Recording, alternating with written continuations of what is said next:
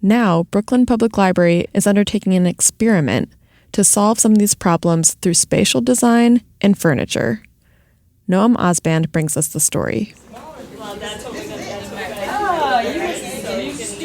This is the sound of Brooklyn's Clinton Hill Library. For 2 years, this was my local library, and I grew pretty familiar with the different sounds of the place. Books being checked out, a parent reading to a child. What kind of pet is he? You could say he's a dinosaur. Computer terminals at use. Some tables being taken over for group activities. So you're going to cut straight down. You're just cutting straight down the slide. And then there's this one group that shows up almost every afternoon. The orb that you're here to get is nearby. But it's not always this innocent. I won't do anything. Okay. At this rate, I can just sit back and watch you die. It's the group of teenagers that play games each day in the library. Today, it's Dungeons and Dragons. We have a custom D&D campaign going on, so I'm making the character sheets for us, customized. Sometimes it's D&D, other times it's Magic the Gathering or Scott Pilgrim. The games change, but their presence in the library each afternoon is a constant. We started in sophomore year, right? 6-7 years. Yeah, so it's been 6 or 7 years. This was the nearest place to our high school, and then we just only went here just out of familiarity. We're the nerds of the library. There you go. Like, there's always that group of nerds somewhere in the library. The pen and paper nerds. When we get aggravated, we're all telling each other, like, shh, be quiet, it's getting loud. Even though they come to the library mostly to play games, they're given access to space like everybody else. And they've used it to build a small community. This is Naki, one of the gamers. So yeah, I had moved from a different neighborhood to here, and I had absolutely no friends. And then one day my mom was just like, go to the library up the block, go get a book or something, go read. So I went up here and I just saw them playing card games. I was like, this is so cool. And then, you just sit down, you learn one card game, and you're sucked in from there, and you make so many good friends, so many good connections to other people. It's great. It's awesome. Over my time in the neighborhood, I really grew to love the energy they brought to the library. And I also grew to love the kind of library that welcomes their energy. We've inspired some of the staff to start a D&D club every Thursday. How rare it is to find a place that we'd be able to hang out that's indoors and that we'd be able to be here without any sort of payment or judgment or anything like that. The nearest card shop, King's Games, it has an upstairs floor, and you have to pay $5 to get into it. And you can barely find a table, and everyone's in everyone's business. By now, it's not exactly breaking news that libraries of the 21st century have become these dynamic community spaces. A free space open to all in an era when even parks are becoming privatized. And in New York, the libraries have embraced this change. And that's what this whole episode of Library Bytegeist is about, designing library spaces to accommodate their new uses, or redesigning them. A library isn't just like a space with books, but it's an idea, it's an experiment where everyone is invited for this sort of experiment in democracy. It's one of our last kind of purely democratic spaces where everyone is invited. There's no limitation on age, there's no limitation on ability. It's sort of like what's reflected in your community. That's Nick Higgins. He's the interim chief librarian at the Brooklyn Public Library, and he's proud of the fact libraries are so much more than just book repositories. We do have people who are coming in to use our branches, frankly, just to get out of the cold or to get out of the heat. And that's a great thing. To be available to offer a service like that at a very basic human need, I think is really wonderful. There's no other organization that can do that. They offer much more than that. The range of services provided is really remarkable. Here's Ames O'Neill, a project manager at Brooklyn Public Library. Runs a huge gamut from, story time, the traditional early literacy programs for tax prep for seniors and help with immigration services, help with learning new technology for seniors or for teens doing tech time and gaming, STEM activities, robotics, things like that. Most often a branch only has one program room where they do everything. Using one space for all these activities can be challenging, especially since there's often only one librarian to actually change over the room between activities, which is why Brooklyn's library system is trying out a new idea to adapt old buildings to current realities. It all started around 5 years ago when an urban think tank undertook a project to reimagine what New York City's public libraries could be. So my name is David Giles. I came to the sort of subject of libraries 5 years ago from an urban systems background as a policy researcher for an economic development think tank in New York City called the Center for an Urban Future. We were commissioned to do a study of the 3 library systems in New York and their increasing role as educational anchors and community development anchors. As David mentioned, New York City's libraries are actually split into 3 different systems. There's the Brooklyn Public Library, the Queens Public Library, and the New York Public Library, which serves the Bronx, Manhattan, and Staten Island. These are 3 huge, separate organizations that all work independently from each other. But what David found out is that all 3 systems are experiencing rapidly rising usership. Writing in detail about the various different things that were happening in public libraries across New York City was enormously exciting, and it was all news to me. Last year, the Brooklyn Public Library held 65,000 program sessions with nearly 1 million attendees. That's a huge increase over 10 years prior. The research showed a 40% spike in the number of people attending library programs over the last decade, with 48 different branches at least doubling their annual program attendance. My favorite statistic from the report? The city's various public libraries were welcoming over 40.5 million visitors a year, more than all of the city's professional sports teams and major cultural institutions combined. And for someone like David, who wasn't coming to this work with a library background, it was really revelatory. I had a very different conception of what a library was. I was at the University of Chicago and spent many, many hours in the sort of giant research library there. Open stacks and rows upon rows of books. Public libraries, as important as books still are for folks, are a very different kind of beast. Unlike many research libraries, their currency is diversity. The unexpected communities that form in these spaces and activities that happen in them. David's urban think tank, called CUF, ended up releasing 2 reports on the libraries, and the second one zoomed in on a particular issue, library infrastructure and how to adapt library space to the 21st century realities they deal with. You know, we have 214 buildings across the city, and many of them are struggling to keep the doors open, struggling to keep up with the way libraries are being used today. Ames O'Neill from Brooklyn Public Library has encountered some of these issues firsthand.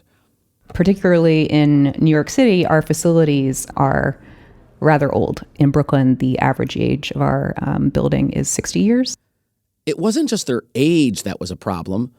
Many of New York's libraries fall into 2 groups, and each has its own challenges. The first are the Carnegie libraries. In 1901, the Carnegie Corporation agreed to provide the majority of the funds to build over 100 libraries across all of New York City. These are some of New York's grandest libraries. Sometimes they even have a fireplace that's now no longer in use. But pretty as they are, they have serious limitations. The Carnegie branches, over 100 years old, library services have changed dramatically since then. And those buildings were also just not designed for modern electrical use on a basic level. As more and more people want to bring laptops or will supply laptops or other electronics or technology, it becomes a real problem. There's a lot of ad hoc solutions to storage problems and electrical problems and things like that. And then there is the other issue. The problem of the Lindsay box. These are kind of shoebox structures with very few windows and very little natural light, hollowed out spaces in the middle. Named after former Mayor John Lindsay, these are the libraries built during Lindsay's time as New York's mayor in the 1960s and 70s. Architecturally, they are the polar opposite of the grander Carnegie libraries. Instead, they're typified by their poor lighting, poor ventilation, and low ceilings. There are over 60 Lindsay box libraries across New York City. Many of them are less than inspiring. They're easy to surveil and to sort of make sure from a librarian standpoint that nothing untoward or problematic is happening in the branch. The unattractive architecture of these libraries isn't just an aesthetic problem. It also impacts the patron relationship to the library. Here again is Nick Higgins, the interim chief of Brooklyn's library system. That limits the public's ability to imagine the space for what it could be for their needs. David Giles and his think tank wanted to devise ways to take New York's existing libraries and transform them into spaces that can be easily used for multiple activities, places that library patrons can customize and make their own, something which is especially valuable in a city where space is hard to find and even harder to pay for. So they started working with outside architects and designers. My name is Brad Samuels. I'm a partner at C2. C2 is a design firm based in Brooklyn's Navy Yard. Libraries that were designed during an era in which it was about bestowing knowledge. Institutions were delivering knowledge. And I think we're living in a time where the paradigm has fundamentally shifted to one of kind of peer-to-peer knowledge, the sharing of information. So there was something about the architecture historically of libraries which we felt was also not philosophically aligned with contemporary realities, not just in a practical sense, but it's sort of in the world of ideas. Like David, Brad and his team weren't all that familiar with libraries, and they needed to do a lot of research. We looked at what's on the schedule, like, day to day, what's happening in different branches. We also looked informally and somewhat anecdotally at the things that are also happening on a regular basis, but may not find their way onto the kind of formal roster of programs. They created a chart that compared different activities showing their different needs. Which programs use chairs, which ones need tables, which require Wi-Fi or electricity. By breaking down activities into their most basic functional requirements, the C2 team was able to come up with an idea for making flexible spaces at an affordable price. They came up with what they called the kit of parts, a collection of different items that could be reassembled in different ways to fit different library spaces and activities. Everything's on wheels. So we have a bunch of smaller tables which can gang together to create a long table, and also technically one point of connection for power. So as long as you're able to connect one desk to a grid above for power, the entire set of desks is now charged up. Curtains that would help separate the room and then be able to retract. Story time where you'd want to have kids on the floor reading and being read to. What is the kind of carpet or surface that could be picked up and put away? Secure storage. You couldn't have enough of that. The guiding principles here are ease and flexibility and empowerment. They wanted to create infrastructure that could be adapted by the very people using it, like the cabinets, for instance. Those cabinets both have perforated doors that can serve as pegboards and things to attach to, as well as whiteboards. But we also expect patrons to hack them and change them and clip onto them. So they support the kind of appropriation that the local community might bring to the space, which is something we're really excited about, actually. In the fall of 2014, David Giles, Cuff, and the independent design teams finally began sharing their research and proposals for redesigning New York's libraries. And the work has had a real direct and immediate impact. It led to a major boost in city funding for libraries, both for library operations and infrastructure. In fact, David was such an effective library advocate that he decided to join the team. And now? I'm the Chief Strategy Officer at the Brooklyn Public Library. More importantly, the Brooklyn Public Library secured a grant to build the kit of parts. Brad and the C2 team not only designed the kit, but they also fabricated it.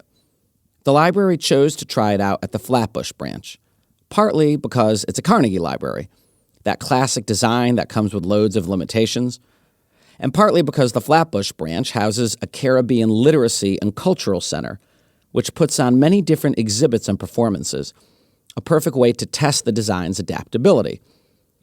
Brooklyn Public Library began using the kit of parts this past May, but The only way to gauge its effectiveness is with time and repeated observations. We fully expect that it'll be used in ways that we can't anticipate, that the uses will change over time. It's going to be really interesting to come back, in 6 months and a year and see how it's actually being used. So the point is that this isn't really done when it's delivered. It's something that can be added to and subtracted from over time, and it's a way for the kind of design itself to continue to evolve with the knowledge that's gleaned from observing how the spaces are used. If the kit is successful in Flatbush, the next step will be to deploy it across at least a dozen other branches around the system to see if they work there too. After all, New York's library systems are large and variable. What works in a Carnegie library might not work in a Lindsay box, but the results of this experiment could redefine what the city's libraries look like in the future. Although this is an infrastructure project, both C2 and the Brooklyn Library see it as having a greater meaning. I do think it's a political approach in some sense. I mean, we'd like to think about it as a kind of like democratizing approach to libraries. I think something really interesting about it is the question of monumentality and where it leaves us with, should libraries be monumental? Should they be magnetic? I think these are magnetic spaces. They What does that mean for a space to be magnetic? I think when I say magnetic, I mean through the force of programming, they create a sense of place. So, while the branches slowly change, the end result remains, in some sense, an unknown. With the flexibility of a kit of parts, it's the people themselves, the patrons, who can control the space. The kind of process already underway in Clinton Hill. We wouldn't be as close if I didn't have this library to spend time in with them. I'm grateful for it. Everyone roll for initiative. 3. 13. 9. Okay, here, roll.